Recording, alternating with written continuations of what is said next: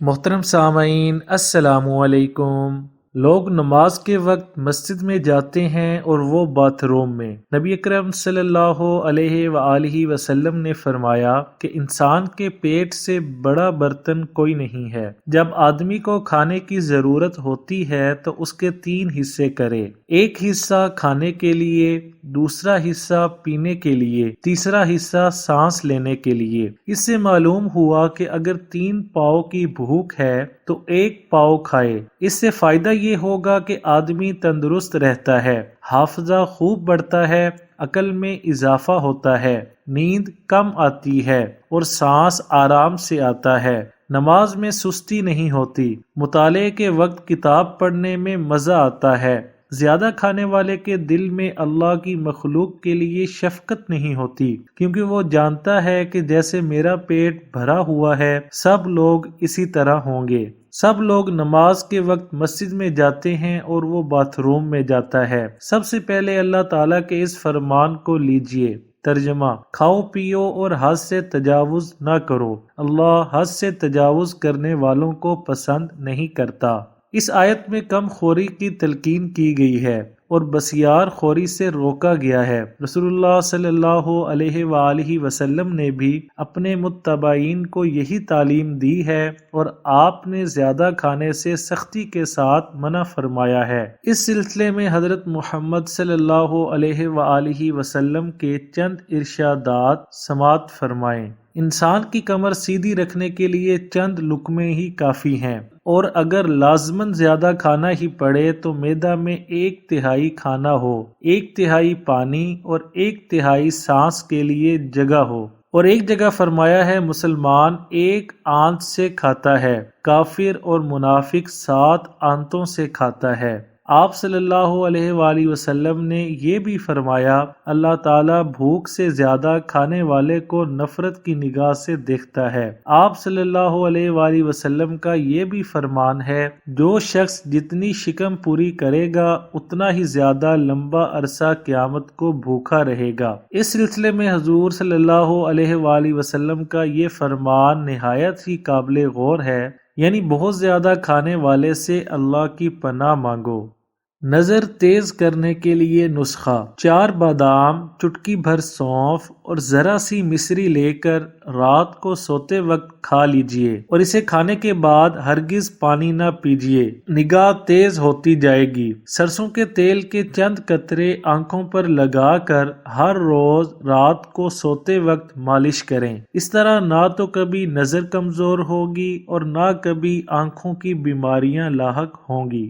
گاجروں کا زیادہ سے زیادہ استعمال کریں، اس سے آنکھوں کی بینائی بڑھاپے میں بھی خراب یا کمزور نہیں ہو سکتی۔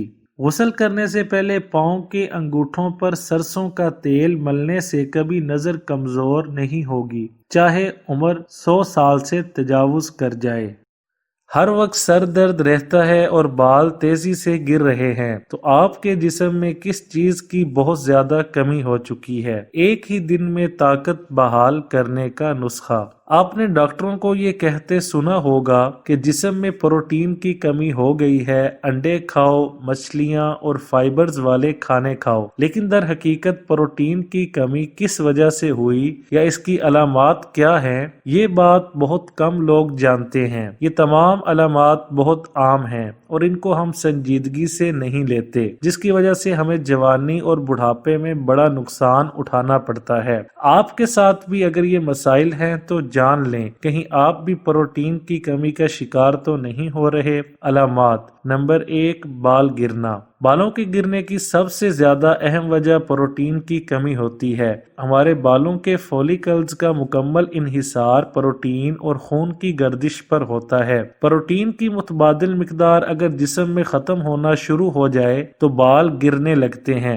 یا کمزور ہو جاتے ہیں۔ اسی وجہ سے بالوں میں انڈا دہی لگانے کے لیے کہا جاتا ہے، کیونکہ یہ دونوں ہی پروٹین سے بھرپور غذائیں ہیں۔ نمبر 2 پر ہے نیند نہ آنا۔ نیند کی کمی اور سونے میں مشکلات درپیش آنا بھی پروٹین کی کمی کی وجہ ہے، کیونکہ دماغ میں وہ اعصاب اور کیمیائی مرکبات جو نیند لانے کا کام کرتے ہیں ان کے فلوئڈ کی غذا پروٹین ہی ہے، اور جب یہ غذا ہی مکمل مقدار میں موجود نہ ہو تو جسم میں پروٹین کی کمی ہو جاتی ہے۔ نمبر 3 پر ہے سر درد۔ سر درد کی شکایت مستقل رہنا بھی پروٹین کی کمی ہے، کیونکہ یہ جسم میں لو بلڈ شوگر پیدا کرتا ہے جس سے انسومینیا بھی بڑھتی ہے اور سر درد بھی۔ نمبر 4 پر ہے وزن میں کمی۔ بعض اوقات لوگوں کا وزن تیزی سے کم ہو رہا ہوتا ہے اور وہ سمجھتے ہیں کہ انہوں نے اچھی ڈائٹنگ کر لی، مگر یہ در حقیقت ایک بہت بڑا مسئلہ ہے۔ پروٹین کو حاصل کرنے کے لیے ہمارے مسلز بہت جدوجہد کرتے ہیں، لیکن اس وجہ سے وہ کمزور ہو کر خراب ہونے لگتے ہیں، جو کہ وزن میں کمی کر دیتا ہے، جس کی اصل وجہ پروٹین میں کمی ہوتی ہے۔ نمبر 5 پر ہے سستی اور کاہلی۔ جسم سے پروٹین کم ہونے کی وجہ سے سستی اور کاہلی اور تھکان کا بڑھنا ہے، اس لیے جب طبیعت نڈھال ہونے لگے تو دہی کا استعمال سب سے مفید بتایا جاتا ہے۔ نمبر 6 پر ہے زخم ٹھیک نہ ہونا۔ پروٹین چونکہ امائنو ایسڈز کو کنٹرول رکھتا ہے، اور اگر پروٹین نہ ہو تو امائنو ایسڈ بھی منفی اثرات مرتب کرنا شروع کر دیتا ہے، جس کی وجہ زخم ٹھیک ہونے میں وقت لگتا ہے اور گہرے زخم بعض اوقات صحیح بھی نہیں ہو پاتے۔ نمبر 7 پر ہے جلد کا پیلا یا کالا ہونا۔ جلد کی خوبصورتی کو بڑھانے میں پروٹین کا اپنا اہم کردار ہے۔ رنگت کا بڑھنا یا کم ہونا بھی پروٹین کی وجہ سے ہوتا ہے، اور اس کی کمی جلد کو کالا یا پیلا بنا دیتی ہے۔ پروٹین کی کمی ہوتی کس وجہ سے ہے؟ پروٹین کی کمی ناقص غذاؤں اور سست لائف سٹائل کی وجہ سے بھی ہوتی ہے، مگر سب سے اہم وجہ یہ ہے کہ دودھ اور انڈوں کا روزمرہ کی خوراک میں استعمال نہ کرنا پروٹین کی کمی کی ایک عام وجہ بنتا ہے۔ دماغ کو ہمیشہ تیز رکھنے میں مددگار آسان عادات۔ یہ کہنا غلط نہیں ہوگا کہ جسم چاہے جتنا بھی مضبوط ہو، اگر دماغی طور پر کمزور ہو تو دنیا میں آگے بڑھنے یا روشن مستقبل کا تصور تک ممکن نہیں، مگر اپنی صلاحیت کو عروج پر پہنچانے کے لیے کوئی جادوئی گولی تو دستیاب نہیں، تاہم کچھ عام چیزیں ضرور یہ کمال کر سکتی ہیں۔ جی ہاں، کچھ عادات دماغی افعال کو بہتر بنا کر عمر بڑھنے کے ساتھ ذہنی تنزلی سے تحفظ فراہم کرتی ہیں۔